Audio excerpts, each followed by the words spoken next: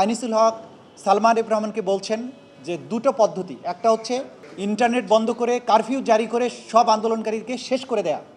যত ধরনের শয়তানি, যত ধরনের দুর্বুদ্ধি এই গণহত্যা করার জন্য, গণহত্যাকে আড়াল করার জন্য ইন্টারনেট বন্ধ রাখা। আপনারা শুনেছেন যে ডিফেন্স সাইডের মূল আর্গুমেন্ট ছিল যে একজন হচ্ছেন প্রধানমন্ত্রী, তদানীন্তন প্রধানমন্ত্রী শেখ হাসিনার উপদেষ্টা ছিলেন, আরেকজন ছিলেন আইনমন্ত্রী। ডিফেন্স সাইডের আর্গুমেন্টের মূল কথা ছিল তাদের রুলস অফ বিজনেস অনুযায়ী তারা নাকি গণহত্যা বা এই সমস্ত অপরাধ করার জন্য তাদের কোনো দায়িত্ব ছিল না।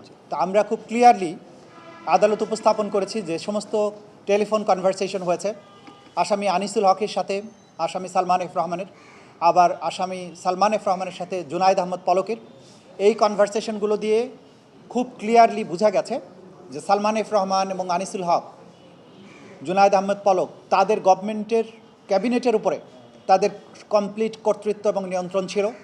তারা সেখানে বসে প্ল্যান করেছেন কিভাবে ইন্টারনেট শাটডাউন করার মাধ্যমে গণহত্যাকে আড়াল করে রাখা যাবে এবং আন্দোলনকারীদেরকে নির্মূল করা যাবে। আনিসুল হক সালমান এফ রহমানকে বলছেন যে দুটো পদ্ধতি, একটা হচ্ছে ইন্টারনেট বন্ধ করে কারফিউ জারি করে সব আন্দোলনকারীকে শেষ করে দেয়া।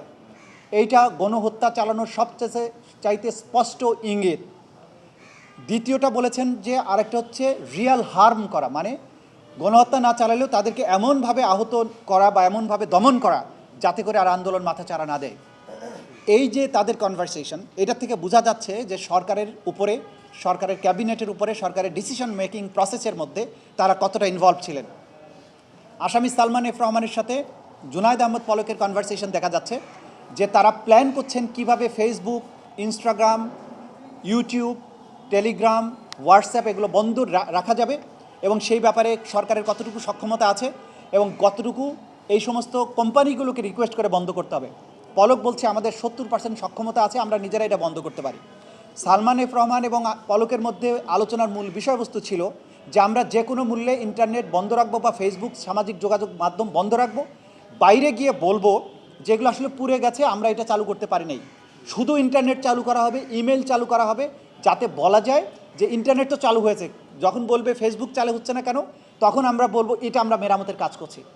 যত ধরনের শয়তানি, যত ধরনের দুর্বুদ্ধি এই গণহত্যা করার জন্য, গণহত্যাকে আড়াল করার জন্য ইন্টারনেট বন্ধ রাখা।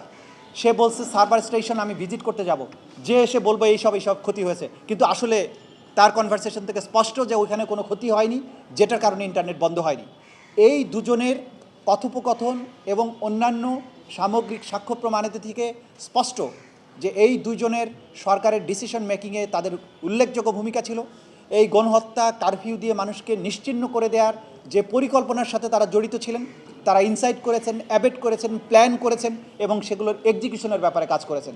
In addition Salman F Rahman আইজির সাথে কথা বলছেন, রংপুরের ডাক্তারের সাথে কথা বলছেন আবু সাইদের হত্যার যে পোস্টমর্টেম রিপোর্টকে কীভাবে চেঞ্জ করা যায়, তা থেকে প্রমাণ করা যায় যে সরকারের যে কোনো এজেন্সির উপরে, যে কোনো সংস্থা, যে কোনো ব্যক্তির উপরে তার কর্তৃত্ব ছিল এবং তাদেরকে গণহত্যার কাজে ব্যবহার করা, গণহত্যাকে আড়াল করার কাজে ব্যবহার করার জন্য সব ধরনের নির্দেশনা তিনি দিয়েছেন।